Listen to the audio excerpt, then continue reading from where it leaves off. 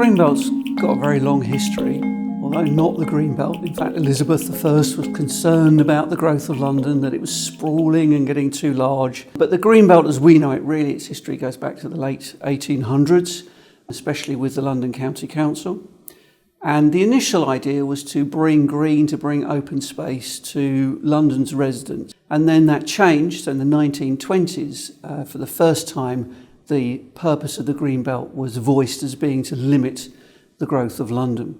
The really significant period, though, comes in the 1950s, 1955, under the Conservative Minister Duncan Sandys, who encourages nationally the development of Green Belt policy.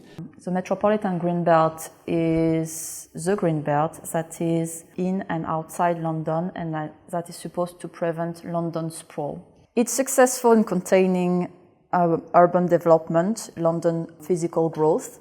Obviously the name green suggests perhaps rolling English countryside, a very bucolic country scene. But the M25 is there, it touches on Heathrow Airport.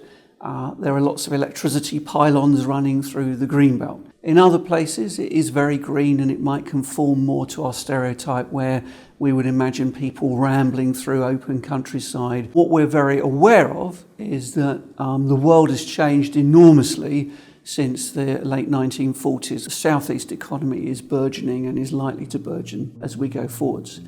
And so we have a very different situation than when the Green Belt was initiated.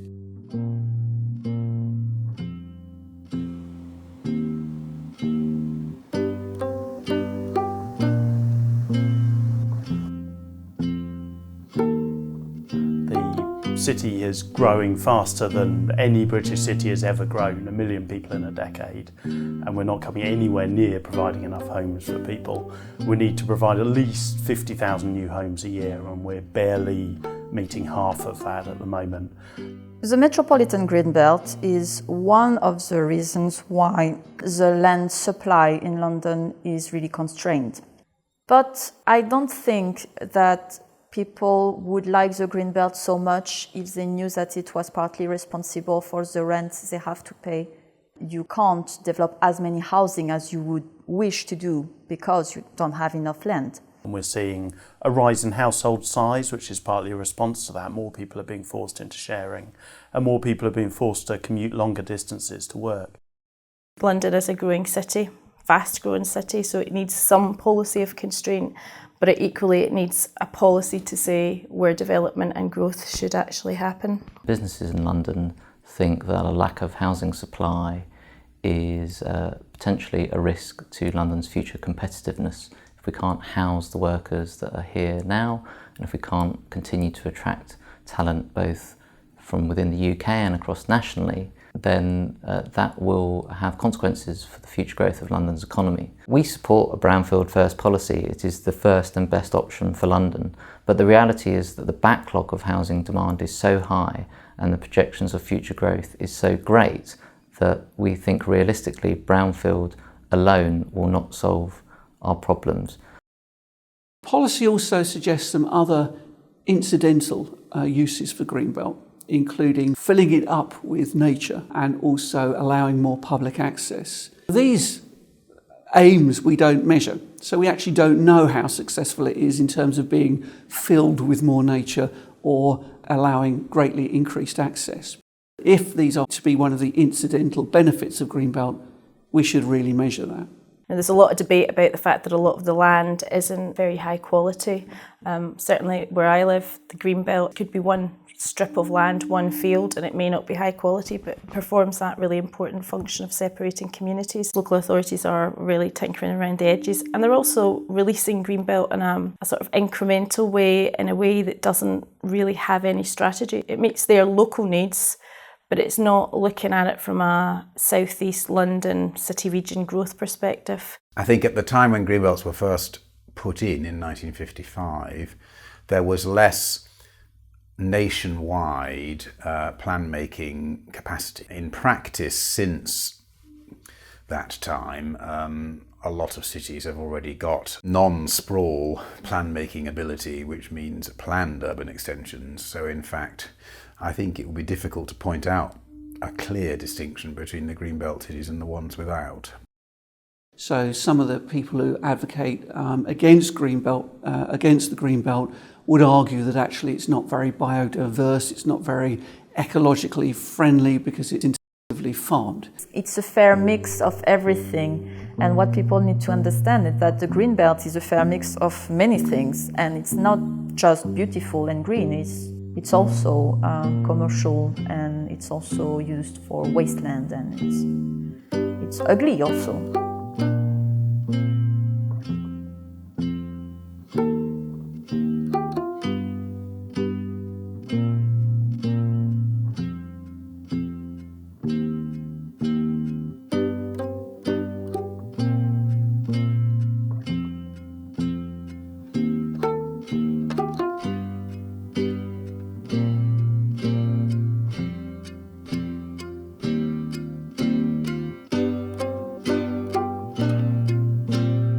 So we've isolated different options for the future of the Metropolitan Green Belt that go from keeping the piecemeal uncoordinated development in the Green Belt to completely de-designating the Green Belt and keeping only the environmental designations. We've examined these options with 6 different criteria that look at affordable housing, sustainability, relationship in terms of long-term planning regarding to the relationship of London with the southeast. And we've found that the option that was the most interesting was the coordination corridors that are already present in the London plan and that allow affordable housing, environmental enhancement in the long term. One reason we chose the coordination corridors is because it gives a big signal on the intention to make a big change for the wider southeast planning and to suppress the land values for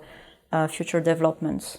So whatever options for change we have in the Metropolitan Green Belt, we think there are 2 important things to consider. One is conditions and one is collaboration. By conditions, we go back to the criteria we have for measuring change. One is to capture the increases in land value. Another is to secure affordable housing. The third would be to make sure there's integration of housing and transport. Fourth would be to optimise densities. And lastly would be to ensure that the remaining Metropolitan Green Belt, the vast majority of it, is improved. The second thing to pay attention to is collaboration. And here we propose a bottom-up approach. Because central government shows no signs of wanting to change Greenbelt, we propose a pioneer corridor to look at one of the corridors to focus our efforts on. And because there's established partnerships in the Cambridge, Stansted, London corridor at the moment, we propose this as a possible pioneer corridor. We thought that the main things we were encountering were 2 arguments. So it was pro-Green Belt against Green Belt. And with this report, we wanted to bring a debate that was more constructive and try to bring the 2 arguments together and see if we are going to change the Green Belt, which in the 21st century it makes sense, how would we change it without damaging what's good about it?